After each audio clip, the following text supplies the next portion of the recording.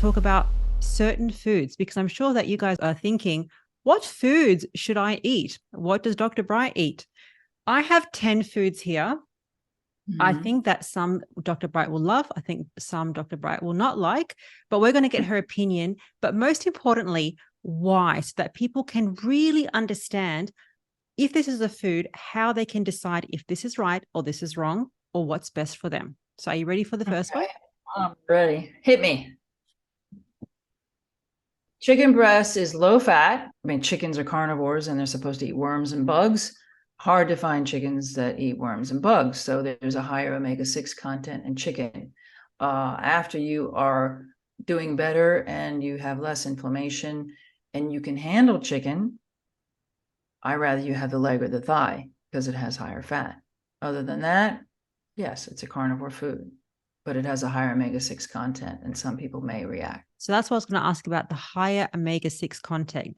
Do you think that we should be scared about omega-6s, high, like foods that are high in omega-6s, and just think about, oh, I need to do these perfect, like pasture-raised, ground, grass-fed meats? Is that the priority, or is Mm. sticking with carnivore the priority? Because some people, they either have to choose between plain old chicken or the Sure. high quality ingredients. What is best? What is best? I don't think you should be afraid of anything, number one. So we do the best we can. Somebody who has an autoimmune issue may be more susceptible to the omega-6. Somebody who doesn't won't be. I have patients who react to chicken and not pork. Pork is also not supposed to be fed grain. So you're going to increase the omega-6 in the pork. I think that once you're healed or in a healing state, you won't be as reactive. You won't be as sensitive to the less than optimum foods. Chicken doesn't have any iron, doesn't have enough iron. We know that ruminant meat, beef and lamb, goat are going to have more iron. Fish doesn't have any iron. So I think that ruminant meat should always be the backbone of our diet, just so we can have enough iron. We can definitely eat these other carnivore foods unless we're highly inflamed. And then we get to the point where we can eat these other carnivore foods. Good explanation. This food I love. Hopefully, you love it too. I do, but I can't get it wild. Anything farm raised. I mean, I don't know if you've been, my son lives in Athens, and if you go to around these big tubs, sort of in circular farming areas of bream or sea bass, right? And we know we don't have salmon here, right? So it's all farm raised. They don't eat very good food. They don't eat what fish are supposed to eat. They are in a fake environment. In the US, you can get wild salmon. I think that would be better than it's easier for people maybe to get ruminant meat, doesn't have to be grass fed, than wild salmon. That's my only problem. Salmon is not fatty. There's a part of the salmon that is fatty, but that's not the piece. The dark meat, that's usually not the piece we get. So it's a good food when you're healed. Absolutely. I thought that you'd love it. Well, I'm going to try for my wild caught salmon. I do like salmon, but I usually stick with. Yeah. Okay. Okay. So ground beef is pre-digested. It's okay. Mhm. But when they cut it, unless you're grinding it yourself, like my husband sometimes does, the blades of the grinder will heat the meat. That will increase the histamine content, but it will also make it lose water soluble nutrients. So if you're healing, it's better to stick with steaks. Afterwards, it's absolutely fine. I'm hoping this next one is a winner. I'm hard to please, Rena. We're talking about healing. Yes, I love ribeye, and mine is Yay! because Italian ribeye is not very good. Yes, love that one. I use a lot of beef ribs too for my snacks. Okay. Why is ribeye such a great healing food? Healing and then weight loss. Why do you think it's such a great healing food? Because it has a lot of fat. It's one of the fattier cuts. Okay. Is there anything that you would say about quality of a ribeye?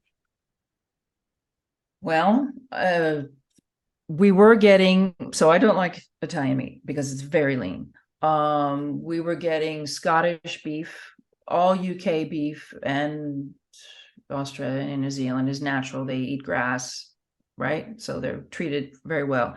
Brexit happened. We could no longer get Scottish beef. Ireland is a part of, Europe. So we're now able to get Irish. But until we got that, we got German. And the German beef was injected with so much water. I hope I don't get in trouble here, but that the pan that, the container, because I would get 16 kilos, cut them and cryovac them and stick them in the freezer, would just be full of blood because all this water was coming out. Now with the Irish, absolutely no blood because they're not injected with water to make the meat heavier. Oh, okay. It costs more. Oh, see, that's why I'm trying to ask. That's why I'm showing these foods, because a lot of people are going to say, well, I can't afford a ribeye. I can't afford this. So talking about affordable, budget friendly, good quality foods. I mean, does it exist? Beef ribs. Okay, so my only issue with beef rib, I make all my carnivore bars or I can't say carnivore bar, my tallow bars and beef cookies out of ribs. It's laborious, but it gives me a ton of tallow and I can do a lot of stuff with the meat. Beef ribs are very inexpensive, relatively speaking, right? And they're Italian. I don't have any problem with them. We spend less money carnivore than we ever did when we were eating vegetables and other foods. So we've actually checked this out. We've compared what we spent pre-carnivore to carnivore when I was 52, 54, and now. So the cost of meat has gone up, but you also have to understand that when you are functioning better and healing, you're spending less money and you're making more money because you're feeling better.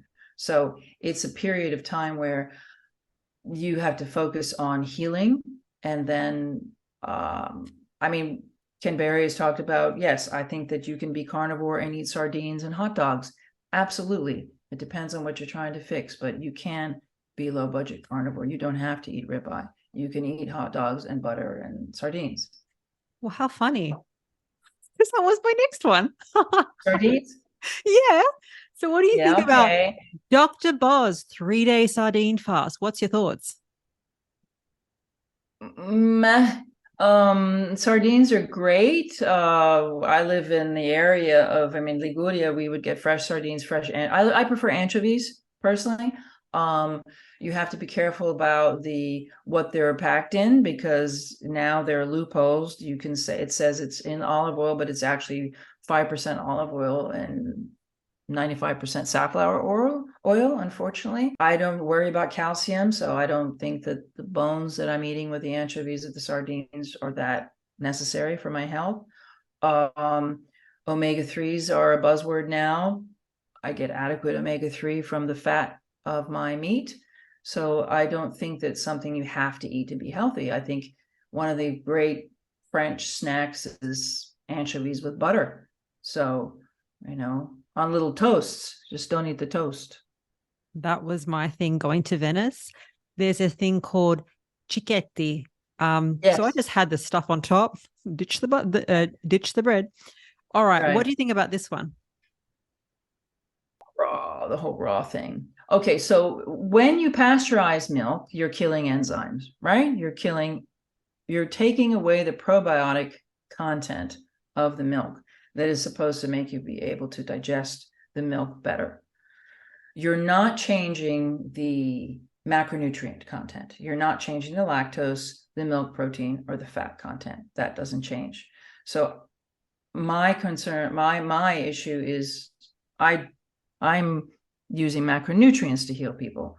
I'm not using enzymes and probiotics because the carnivore gut doesn't need the probiotics that the vegetable eating gut needs. I don't see any benefit. Neither do I. And I'm so glad that you said that. This one, I know you love. I love that one. Yeah. These are the questions that I get. Salted, not salted. What type of butter? Okay, I eat Babino Celli, which is not salted. You can even see the color change from season to season. They have a different packaging paper around it when the cows are eating in the summer and the cows are eating in the fall. So I will never eat salted butter, but A person can. You need salt on a carnivore diet, so I don't see any problem with it. It's just my personal taste. I like salted butter. Then I move to the non-salted butter and I add my Redmond's real salt on top. And boy, does that taste like heaven. Like Mhm. cheese on steroids. So much fun. Mhm. Mhm. This one is Mhm. also so much fun, but I I've can't had get to back bacon. away. I can't get bacon. I mean, I can get pancetta and I can, but American bacon has a particular taste. It's completely different. I can get it when I go see my son in Athens or when I go see my daughter in Scotland. But in Italy, no, they won't even slice it. In the north, they sliced it for us, pancetta, right? But now in the south, they say, oh, the little bit of cartilage is going to break the slicer. So we gave up. We don't eat it anymore.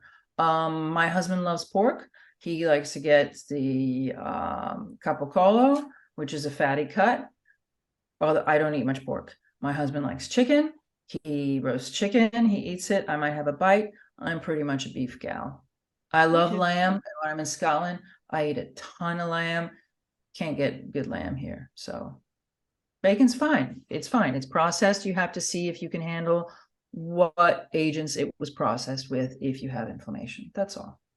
Okay, good. Oh, okay. I walk around here and it's such a big best fruit and veg grocer on the corner where I live, and I never get anything there. It's not necessary, obviously. It's carbohydrates. We don't need the flavonoids and the blueberries and the red things. All that is a bunch of crap. I think that you can absolutely, if you do well with heavy cream, with the milk protein content in heavy cream, and you want to add some berries to it in the summer, and everything else is working fine, it's okay. But I also just told somebody today that they need to lay off of the dairy because their inflammation increased. So it really depends where you're at. It's not the handful of berries that you're going to eat is not going to throw you out of ketosis. There are no anti-nutrients in fruit. I would say that durian, tropical fruits have so much, mango, papaya have so much more sugar than berries and apples. I think you're safer with berries and apples.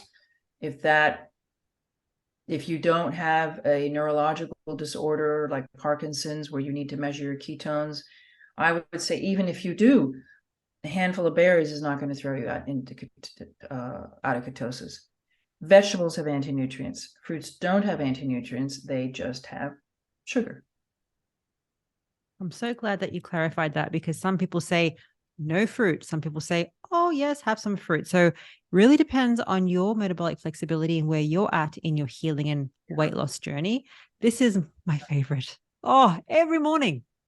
Okay, but all right, absolutely. I mean, I drink decaf every morning with a ton of butter. So the fatty latte is water with the butter?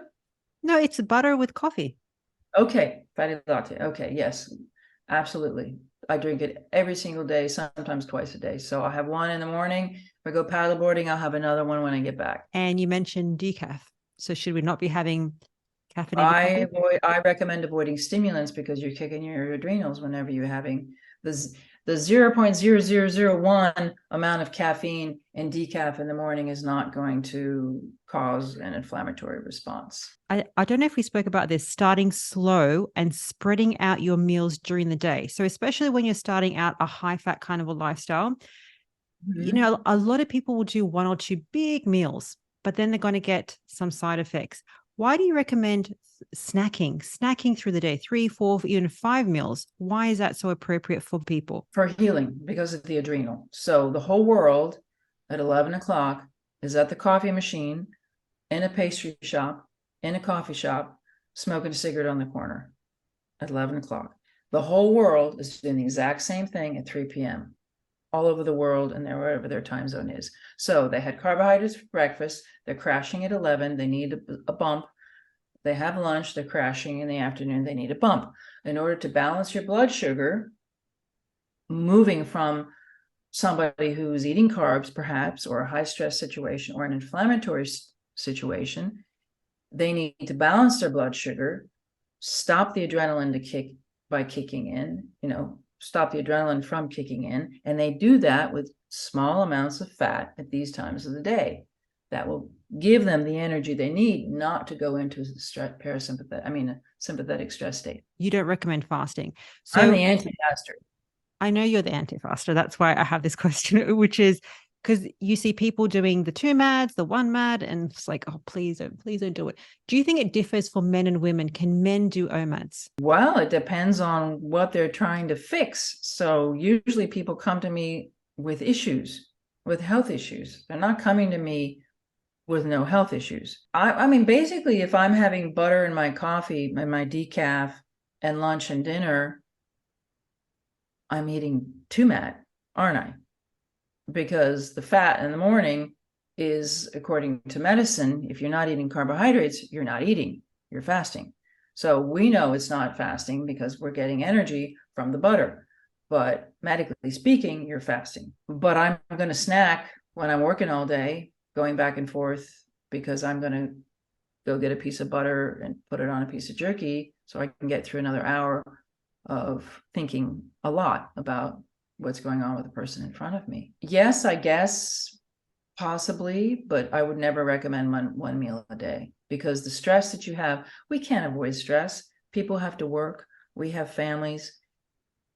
Anytime you're setting yourself up to go into adrenaline if you're eating one meal a day. And I think people know when they're fasting too much, you'll have those feelings of tension, anxiety, irritability is a big one. Lack Angry, of sleep, angry, pissed off. angry. This is not like, oh, because somebody has pissed me off. It's because you're not nourishing your body so that you can't respond in a calm way. It's all about blood sugar. So violence is a blood sugar issue.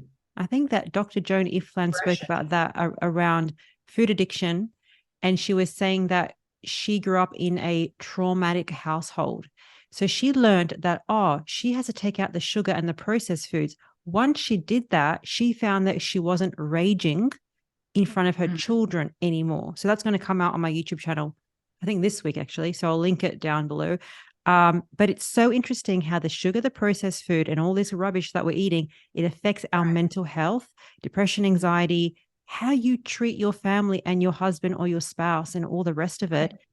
The food, your hormones, it interrelates all of it. Yeah, I don't really believe in addiction, because to me, addiction is an energy deficiency.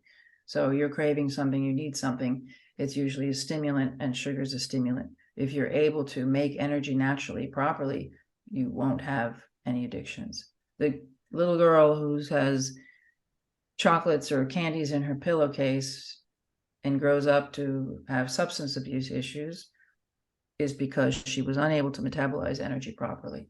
So do you think there's any such thing as sugar addiction? Energy. It's an energy deficiency. You're unable to make energy properly. So you need sugar, because sugar is just metabolized on your tongue with amylase. Your saliva, boom, it's broken down. If you can't properly metabolize, and it's more complicated, fat, and are unable to break down fat and protein into fatty acids, but you need energy for your brain, you will be looking for carbs. So anybody who has a hormonal dysfunction, thyroid or adrenal, will need stimulants. Sugar is the easiest stimulant, the most accessible stimulant around. Okay, the importance of iodine. Can you explain why is iodine so important, and what foods can we get it from? Okay, no foods. It's impossible nowadays. So a can of sardines has 35 micrograms of iodine. Okay. The thyroid needs daily 6 milligrams of iodine. Breast tissue needs daily 5 milligrams of iodine. The ovaries and the uterus, and the male, the prostate, all mucus producing tissue. That means vaginal, intestinal, sinus, respiratory, all need iodine. We cannot get it anymore. Our environment is so polluted with forever chemicals, PFAS, phthalates, halides, fluoride, chloride, etc. They interfere with the absorption of iodine. We can't get it. We all must supplement with Lugol's iodine, which was invented in 1829 by Jean Lugol, and it is the perfect solution for us to supplement with. I think that in the 80s there was less pollution, but now we know that there's bromide in car seats and baby seats and our couch, fire retardants. So it's very difficult to find it in food sources. It used to be a goiter belt issue in Michigan, Tennessee, where my family's from, Switzerland.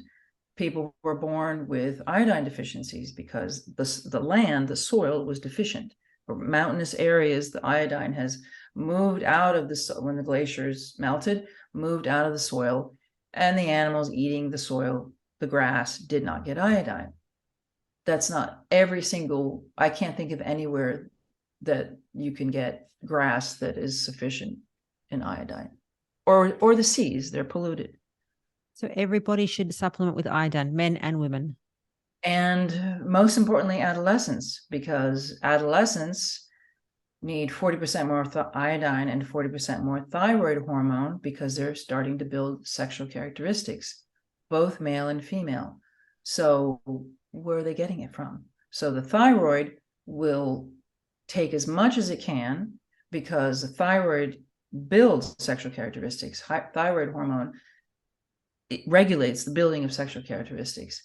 And if they don't have iodine, they won't be able to have the iodine from which the thyroid hormone is made. What you just touched on now, which is adolescence, talking about high fat for teens or even 20s. What's your perspective on that? Well, along with the iodine and the thyroid hormone, you need steroid hormones. Cortisol levels peak at 3 months old, and then they rise precipitously again during adolescence because estrogen is being produced, testosterone is being produced, and those hormones raise cortisol levels naturally, in a natural way, okay?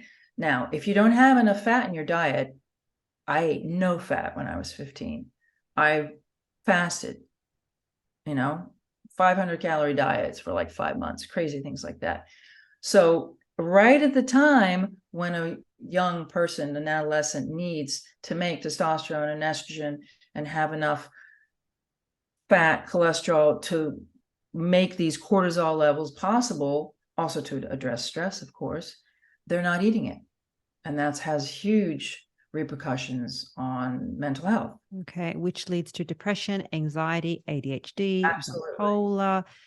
Boom, antidepressants are prescribed. I know it's a very tricky topic. That's what we spoke about at KetoCon. I know that's your passion, which is talking about, high fat, even, I don't want to say children, but young adults. High fat is so important. And I think that the fat deficiency in our life, it causes all of these problems that we have in our life. But Dr. Bright, I want to say thank you so much for this encyclopedia about healing, which is going to lead to your fat loss using a high fat carnivore diet. And I'm hoping that drilling down into the specifics is going to help people on their weight loss journey and their healing journey to follow the high fat protocol the right way. So thank you, Dr. Bright, and I'm sure that we're going to see you very soon.